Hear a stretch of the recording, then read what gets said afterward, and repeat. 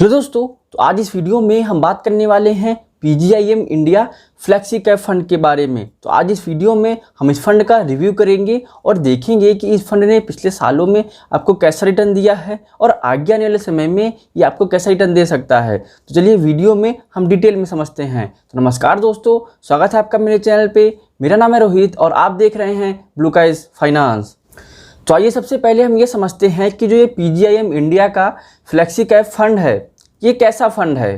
तो अगर हम सबसे पहले ये बात करें कि जो ये फ्लेक्सी कैप फंड होता है ये क्या होता है। देखिए, फ्लेक्सी कैप फंड का मतलब भी है कि फ्लेक्सिबिलिटी, यानी कि जो फंड मैनेजर्स होते हैं उनके पास फ्लेक्सिबिलिटी होती है कि वो किसी भी सेगमेंट में अपना इन्वेस्टमेंट कर सकते हैं, वो चाहे लार्ज कैप में हो, वो चाहे मिड कैप में हो, वो चाहे स्मॉल कैप में हो। अब ऐसे क्या होता है कि जो फ्लेक्सिबिलिटी है कि वो लार्ज कैप में भी कितना इन्वेस्टमेंट कर सकते हैं, मिड कैप में भी कितना इन्वेस्टमेंट कर सकते हैं और जो कि स्मॉल कैप में भी वो कितना भी इन्वेस्टमेंट कर सकते हैं। ये टोटली जो आपके फंड मैनेजर्स हैं उनके ऊपर होता है। तो जैसे अगर हम इस फंड की ही बात करें तो जो इसका इक्विटी में एलोकेशन है इस फंड में वो ओवरऑल करीब 92.81% है। और अगर हम लार्ज कैप की बात करें कि जो लार्ज कैप सेगमेंट में इसका इन्वेस्टमेंट आता है वो है 42.15%। और अगर हम मिड कैप सेगमेंट की बात करें तो मिड कैप में इसका जो इन्वेस्टमेंट आता है वो करीब 18.58% का इसमें इन्वेस्टमेंट आता है। और अगर हम वही स्मॉल कैप की बात करते हैं तो अगर हम स्मॉल कैप में देखें तो स्मॉल कैप में इसका करीब 20.7% के आसपास इसका इन्वेस्टमेंट आता है। तो आप देख सकते हैं कि जो इसका मेजर इन्वेस्टमेंट है वो लार्ज कैप में है यानी करीब 42%, और उसके बाद मिड कैप और स्मॉल कैप में अप्रॉक्स 18 to 20% के आसपास इसमें इन्वेस्टमेंट है। और अगर हम अदर स्टॉक्स में देखते हैं तो वहाँ पर भी करीब इसका 11.38% का इन्वेस्टमेंट आता है। तो वहीं अगर हम बॉन्ड या फिर डेट की बात करें तो वहाँ पर इसका जो इन्वेस्टमेंट है वो करीब 7.19% का ये वहाँ पर भी इसका इन्वेस्टमेंट है। अगर हम इस फंड के बेंचमार्क इंडेक्स की बात करते हैं तो जो इस फंड का बेंचमार्क इंडेक्स आता है वो है S&P BSE का 500, यानी कि जो टॉप के 500 स्टॉक्स होते हैं वहाँ पर भी इसमें चूज़ किए जाते हैं। और अगर हम इस फंड में स्टॉक्स की बात करते हैं तो इस फंड में करीब 46 स्टॉक्स अवेलेबल हैं। अब देखिए, जो इसका बेंचमार्क इंडेक्स है यानी कि जो इसके टॉप के जो इंडियन स्टॉक मार्केट में लिस्टेड हैं टॉप के 500 स्टॉक्स, वहाँ से ही जो स्टॉक्स लिए जाते हैं इसमें इन्वेस्टमेंट करने के लिए। तो देखिए यहाँ पर क्या है कि जो फंड मैनेजर हैं उनको पूरी तरह से फ्लेक्सिबिलिटी है कि वो टॉप के 500 से कोई भी स्टॉक को चूज़ कर सकते हैं। तो इसीलिए लार्ज कैप में इसका इन्वेस्टमेंट 42% है, मिड कैप और स्मॉल कैप में 18 और 20% के आसपास इसमें इन्वेस्टमेंट आता है।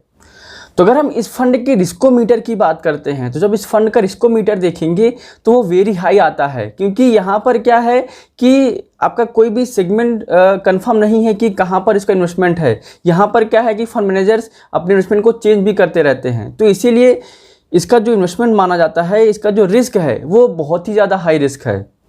और अगर हम क्राइजिल की रैंकिंग की बात करें तो जिसकी क्राइजिल की रैंकिंग आती है वो 5 स्टार है। ये बहुत समय से 5 स्टार रैंकिंग में बना हुआ है।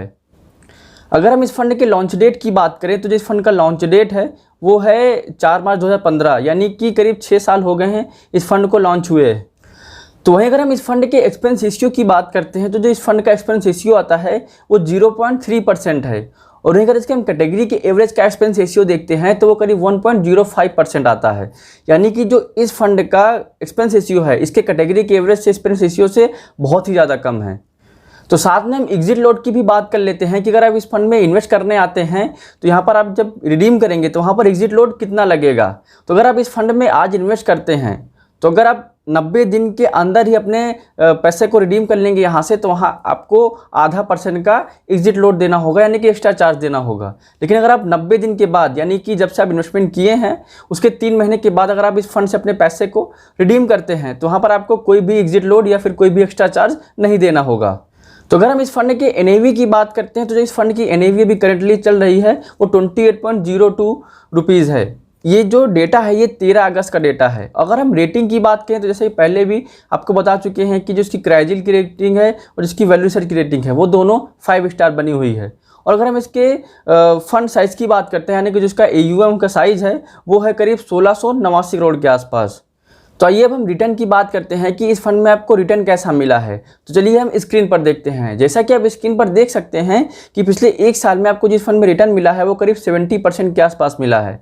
और अगर पिछले 3 साल का रिटर्न देखते हैं तो वो करीब 26.1% एनुअल बेसिस पे आपको मिलता आ रहा है। और अगर वहीं पिछले 5 साल का डेटा देखते हैं, यानी कि 5 साल से एनुअल बेसिस पे आपको करीब 20.9% या अप्रॉक्स देखें तो करीब 21% का रिटर्न आपको मिलता आ रहा है। तो इसका मतलब इसका रिटर्न जो है काफ़ी अच्छा है। और अगर ओवरऑल रिटर्न देखते हैं, जब से ये फंड लॉन्च हुआ है, मतलब ये फंड 4 मार्च 2015 को लॉन्च हुआ है, अगर तब से आपने इन्वेस्टमेंट किया होगा तो इसमें आपको 17.3% का एनुअल बेसिस पे आपको रिटर्न मिलता आ रहा है।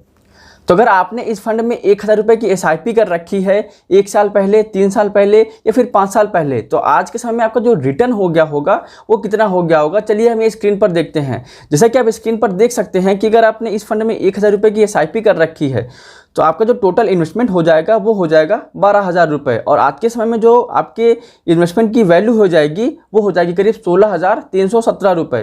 इसमें जो आपको प्रॉफिट हो रहा होगा वो करीब 4,370 रुपये का इसमें आपको प्रॉफिट हो रहा होगा। और अगर हम वही बात करें, अगर 3 साल पहले आपने इस फंड में 1000 रुपये की SIP करते आ रहे हैं, मतलब पर मंथ आप 1000 रुपये इन्वेस्ट करते आ रहे हैं 3 साल पहले से, तो आज के समय में जो आपका इन्वेस्टमेंट हो जाएगा वो हो जाएगा करीब 36,000। और आपके जो वैल्यू हो जाएगी आज के समय में वो हो जाएगी करीब 65,559। इसमें जो आपको प्रॉफिट हो रहा होगा वो करीब 29,559 का इसमें आपको प्रॉफिट हो रहा होगा।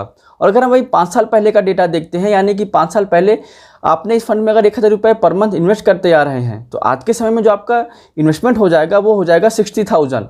और आज के समय जो आपकी वैल्यू हो जाएगी फंड की वो हो जाएगी 1,19,984 रुपये। इसमें जो आपको प्रॉफिट हो रहा होगा वो करीब 60,000 का इसमें आपको प्रॉफिट हो रहा होगा। तो अगर आपने इस फंड में 10,000 रुपये का लमसम में इन्वेस्ट किया होगा 3 साल या 5 साल पहले, तो आज के समय में उसकी वैल्यू क्या हो जाएगी, चलिए हम स्क्रीन पर देखते हैं। जैसा कि आप देख सकते हैं कि अगर आपने 10,000 रुपये का लमसम में 3 साल पहले इन्वेस्टमेंट किया होगा तो आज के समय में जो उसकी वैल्यू हो जाएगी वो करीब हो जाएगी 20,000 रुपये। इसमें जो आपको एनुअल बेसिस पे रिटर्न मिलता आ रहा है वो करीब 26.12% है। और अगर 5 साल पहले आपने इस फंड में 10,000 रुपये का लमसम में इन्वेस्ट किया होगा तो आज के समय में जो उसकी वैल्यू हो जाएगी वो करीब 25,849 रुपीज़ हो जाएगी। इसमें जो आपको रिटर्न मिल रहा होगा करीब वो 21% के आसपास आपको इसमें रिटर्न मिलता आ रहा है। और अगर हम इसमें मिनिमम इन्वेस्टमेंट अमाउंट की बात करते हैं तो अगर आप SIP करना चाहते हैं तो मिनिमम आपको 1000 रुपये पर मंथ इन्वेस्ट करना होगा। और वहीं अगर आप लमसम में इन्वेस्ट करना चाहते हैं मिनिमम, तो आपको मिनिमम 5,000 रुपये का इन्वेस्टमेंट करना होगा। तो आइए हम इस फंड के फंड मैनेजर को देख लेते हैं कि इसके जो फंड मैनेजर हैं वो कौन कौन है और इसको कैसे मैनेज कर रहे हैं। तो जैसा कि आप देख सकते हैं कि जो अनिरुद्ध नाहा हैं ये अप्रैल 2018 से इस फंड को मैनेज करते आ रहे हैं। और दूसरे जो फंड मैनेजर हैं वो आनंद पद्मनाभन हैं जो कि जनवरी 2021 से इस फंड को मैनेज करते आ रहे हैं। और रवि अदुकिया जी हैं, ये 2021 जून से इस फंड को मैनेज करते आ रहे हैं। तो अगर हम इस फंड की टॉप 10 होल्डिंग्स देखते हैं कि जो इस फंड की टॉप 10 होल्डिंग्स हैं वो क्या क्या हैं, तो चलिए हम स्क्रीन पर देखते हैं। जैसा कि आप स्क्रीन पर देख सकते हैं कि जो इसकी टॉप 10 होल्डिंग्स हैं उनमें सबसे पहले आता है इन्फोसिस जो कि टेक्नोलॉजी सेक्टर का स्टॉक है और इसमें जो इसका एसेट एलोकेशन आता है वो 5.8% है। ICICI बैंक की बात करें तो ये फाइनेंशियल सेक्टर का स्टॉक है और ये इसमें जो इसका एसेट एलोकेशन आता है वो 5.3% है। टाटा कंसल्टेंसी सर्विसेज यानी कि TCS की बात करें तो ये भी टेक्नोलॉजी सेक्टर का स्टॉक है और इसमें जो इसका इन्वेस्टमेंट आता है वो 4.2% है। स्टेट बैंक ऑफ इंडिया की बात करें तो ये फाइनेंशियल सेक्टर का स्टॉक है, इसमें जो इसका इन्वेस्टमेंट आता है वो 4% है। और एक्सिस बैंक की बात करें तो ये फाइनेंशियल सेक्टर का स्टॉक है, इसमें जो इसका एसेट एलोकेशन आता है वो 3.4% है। डिवीज लैब की बात करें तो ये हेल्थ केयर सेक्टर का स्टॉक है, इसमें जो इसका इन्वेस्टमेंट आता है वो 3.2% है। SRF की बात करें तो SRF डाइवर्सिफाइड सेक्टर में आता है और इसमें जो इसका इन्वेस्टमेंट आता है वो 3.2% है। एल्केम लैबोरेटरीज की बात करें तो हेल्थ केयर सेक्टर का स्टॉक है, इसमें जो इसका इन्वेस्टमेंट आता है वो 3% है। कोफोर्ज की बात करें तो ये टेक्नोलॉजी सेक्टर का स्टॉक है, इसमें जो इसका एसेट एलोकेशन आता है वो 3% है। गुजरात गैस की बात करें तो ये एनर्जी सेक्टर का स्टॉक है, इसमें जो इसका इन्वेस्टमेंट आता है वो करीब 2.9% है। तो अभी हम इसके इक्विटी सेक्टर एलोकेशन को देखते हैं कि जो इस फंड का इक्विटी सेक्टर एलोकेशन है, इसका मतलब कि इक्विटी वाइज जो इसका सेक्टर एलोकेशन हुआ है वो कैसा है, तो हम ये चलिए स्क्रीन पर देखते हैं। जैसा कि आप देख सकते हैं कि टेक्नोलॉजी सेक्टर में इसका जो एसेट एलोकेशन आता है वो 17.1% है। हेल्थ केयर की बात करें तो वहाँ पर इसका जो एसेट एलोकेशन है वो 16.2% है। वहीं अगर हम फाइनेंशियल सेक्टर की बात करते हैं तो वहाँ पर इसका जो एसेट एलोकेशन आता है वो 16% आता है। और अगर कंस्ट्रक्शन सेक्टर की बात करें तो वहाँ पर जो इसका एसेट एलोकेशन आता है वो 12.3% है। और अगर हम केमिकल्स की बात करें तो वहाँ पर इसका जो एसेट एलोकेशन है वो 8.3% है। इंजीनियरिंग की बात करते हैं तो वहाँ पर इसका 5.3% है। और अगर हम अदर सेक्टर की बात करते हैं तो अदर सेक्टर में इसका करीब 24.9% का एसेट एलोकेशन है। तो आइए हम साथ में टैक्सेशन की भी बात कर लेते हैं, यानी कि अगर आप इस फंड में इन्वेस्ट करते हैं तो आपको टैक्स कैसे लगेगा। तो जैसे कि अगर आप मान लीजिए इस फंड में आज इसमें इन्वेस्टमेंट किया है, तो क्योंकि सबसे पहले ये समझिए कि ये इक्विटी फंड्स हैं, मतलब कि इक्विटी में इसका इन्वेस्टमेंट है, स्टॉक्स में इसका इन्वेस्टमेंट है। तो अगर आपने आज इसमें इन्वेस्टमेंट किया हुआ है, तो अगर आपने 1 साल के पहले अपने पैसे को इस फंड से रिडीम कर लिया तो वहाँ पर क्या है कि आपको short term capital gain tax लगेगा। शॉर्ट टर्म कैपिटल गेन्स मतलब कि इसका मतलब ये समझिए कि 1 साल के पहले आपने इस फंड से अपने पैसे को रिडीम किया, तो वहाँ पर क्या है, शॉर्ट टर्म मतलब कि छोटे समय के लिए आपने इन्वेस्टमेंट किया है, तो इसलिए यहाँ पर short term capital gain tax लगेगा। और जो ये short term capital gain tax है ये आपके प्रॉफिट का 15% लगने वाला है। और अगर आपने लॉन्ग टर्म यानी कि आपने 1 साल के बाद अपने पैसे को रिडीम किया, 365 दिन के बाद आपने अपने पैसे को रिडीम किया, तो वहाँ पर क्या है, LTCG जो कि long term capital gain tax लगेगा। अब long term capital gain tax ये होता है कि अगर आपको 1 साल में 1 लाख रुपए तक का प्रॉफिट होता है तो वहाँ पर आपको कोई भी टैक्स नहीं देना होगा। लेकिन अगर 1 लाख से ज़्यादा का अगर आपको प्रॉफिट होता है 1 साल के बाद, तो वहाँ पर आपको क्या है, जितना भी ज़्यादा प्रॉफिट होगा 1 लाख के बाद, वहाँ पर आपको 10% का जो आपका प्रॉफिट होगा वहाँ से 10% का आपको उसमें टैक्स देना होगा। तो अब ये देखते हैं कि जो इस फंड का रिस्क रेशियोज़ हैं वो क्या क्या है और कैसे हैं। तो चलिए हम स्क्रीन पर देखते हैं। जैसा कि आप देख सकते हैं कि जो इस फंड का स्टैंडर्ड डेविएशन है वो हाई वोलेटाइल शो कर रहा है, क्योंकि जो इसके कैटेगरी के एवरेज का स्टैंडर्ड डेविएशन है वो 15.86 है, और जो इस फंड का स्टैंडर्ड डेविएशन है वो 16.78 आता है। मतलब कि ये ज़्यादा वोलेटाइल है, मतलब ज़्यादा ऊपर नीचे ये फंड करता है। और अगर हम बीटा की भी बात करें तो बीटा भी इसमें जो शो कर रहा है, इसके अगर कैटेगरी एवरेज से हम कंपेयर करें तो वो हाई वोलेटाइल शो कर रहा है, जो कि इसके कैटेगरी के एवरेज का जो बीटा है वो 0.85 है, और जो इस फंड का बीटा है वो 0.91 है, यानी कि थोड़ा सा ज़्यादा है, यानी कि ज़्यादा वोलेटाइल है। और अगर हम शार्प रेशियो की बात करें तो जिसका फंड का शार्प रेशियो है वो ज़्यादा अच्छा है, क्योंकि इसका देखिए आप देख सकते हैं कि बेटर रिस्क एडजस्टेड रिटर्न। इसका मतलब ये है कि जो इसके कैटेगरी का एवरेज का शार्प रेशियो है वो 0.67 है, और जो इस फंड का शार्प रेशियो है वो 1.16 है। इसका मतलब ये है कि ये फंड थोड़ा ज़्यादा रिस्क लेके आपको ज़्यादा अच्छा रिटर्न दिया है अपने कैटेगरी एवरेज से अगर आप कंपेयर करेंगे तो। और अगर ट्रेनर रेशियो की बात करें तो जो इस फंड का ट्रेनर रेशियो है वो भी ऐसा ही है, क्योंकि जो इस फंड का ट्रेनर रेशियो है वो 0.13% है, और जो इस फंड का ट्रेनर रेशियो है ये 0.21 है, यानी कि ये फंड आपको अच्छा रिटर्न दिया है आपके यूनिट्स पे जो रिस्क लिया हुआ है। और अगर हम जेनसन अल्फ़ा की बात करें तो इस फंड का जो जेनसन अल्फ़ा है वो बहुत ही ज़्यादा अच्छा है। आप देख सकते हैं कि जो इस फंड का कैटेगरी एवरेज है उसका जो जेनसन अल्फ़ा है वो 1.76 है, और जो इस फंड का जेनसन अल्फ़ा है वो 9.93 है। इसका मतलब कि अपने बेंचमार्क इंडेक्स से करीब 10% ज़्यादा रिटर्न दिया हुआ है। तो अभी तक हमने ये समझा कि ये फंड ने आपको कैसा रिटर्न दिया है और इसकी परफॉर्मेंस क्या रही है। तो अभी हम ये देखेंगे कि ये मैं अपना ओपिनियन शेयर करने वाला हूँ कि आपको इस फंड में इन्वेस्ट करना भी चाहिए या फिर नहीं करना चाहिए। देखिए, सबसे अच्छी बात जो इस फंड की वो ये है कि जो इसका एक्सपेंस रेशियो है वो बहुत ही ज़्यादा कम है, 0.3% है। अगर आप इसके कैटेगरी के एवरेज का एक्सपेंस रेशियो देखेंगे तो करीब 1.05% आता है। मतलब एक्सपेंस रेशियो के नज़रिए से तो ये फंड बहुत ही ज़्यादा अच्छा है। और अगर आप पिछले 5 साल का रिटर्न भी देखते हैं तो इसका जो 5 साल का रिटर्न है करीब 21% आपको एनुअल बेसिस पे आपको मिलता आ रहा है। और जब से ये फंड लॉन्च हुआ है, यानी 2015 से ये फंड लॉन्च हुआ है, तब से भी देखेंगे तो एक फंड करीब आपको 17.5% का एनुअल बेसिस पे रिटर्न देता आ रहा है।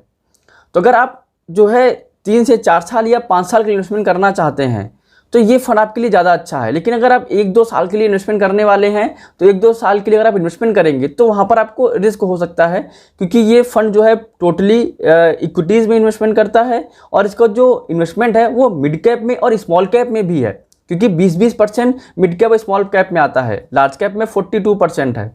इसका मतलब ये है कि जब भी अगर आप कोई भी, जैसे कोविड का पेंडेमिक आया था, तो अगर ऐसे भी कोई भी पेंडेमिक या कोई ऐसी प्रॉब्लम आ जाती है तो क्या है कि जो ये फंड है ये तेज़ी से नीचे आ सकता है। तो इसीलिए आप 1-2 साल के लिए इस फंड में इन्वेस्ट ना करें। मेरी रिकमेंडेशन ये होगी कि आप कम से कम 4 से 5 साल के अगर आप इन्वेस्टमेंट करना चाहते हैं तभी इस फंड में इन्वेस्ट करिए, यहाँ पर आपको रिटर्न बहुत ही ज़्यादा अच्छा मिलेगा। तो देखिए ये तो हुई फंड की बात। यहाँ तक आपका जो वीडियो है ये कंप्लीट हो गया है। तभी कुछ पर्सनल बातें मैं करने वाला हूँ, क्योंकि आपके बहुत सारे मैसेजेस आ रहे थे। मैंने करीब 20 या 25 दिन से मैंने वीडियो कोई अपलोड नहीं किया हुआ है। उसका एक रीज़न है, आपने बहुत सारे मैसेजेस किए, मुझे ईमेल भी आए हैं कि आप वीडियो क्यों नहीं अपलोड कर रहे हैं, क्या प्रॉब्लम है। क्योंकि देखिए मेरे दादाजी की डेथ हो गई थी 27 जुलाई को, तो मैं उसमें बिजी हो गया था। तो अभी आप देख सकते हैं कि मैं इसे कैप लगा के वीडियो भी बना रहा हूँ, तो इसीलिए मैं वीडियो नहीं बना पाया। अभी से आपको जो वीडियोस हैं वो रेगुलर आएंगे। तो आपका जो सपोर्ट है वो बहुत ही अच्छा है। और अभी 15 अगस्त के मौके पर मेरा जो सब्सक्राइबर हैं वो भी 1500 क्रॉस कर गए हैं मेरे दोनों चैनल पे। आपने मेरे देखा होगा, जो अगर आप इंस्टाग्राम में मुझे फॉलो करते हैं या फिर आपने कम्युनिटी पोस्ट पे भी मैंने एक पोस्ट डाल रखा था, तो वहाँ पर आपने देखा होगा। तो आपने बहुत ही सपोर्ट किया मुझे और आगे भी ऐसे ही सपोर्ट करते रहें, मैं यही उम्मीद करता हूँ। तो आज के लिए इतना ही। अगर आपको वीडियो पसंद आया हो तो आप वीडियो को लाइक कर सकते हैं। ऐसे ही वीडियोस देखने के लिए आप मेरे चैनल को सब्सक्राइब कर सकते हैं। तो आज के लिए इतना ही, मिलते हैं अगले वीडियो में।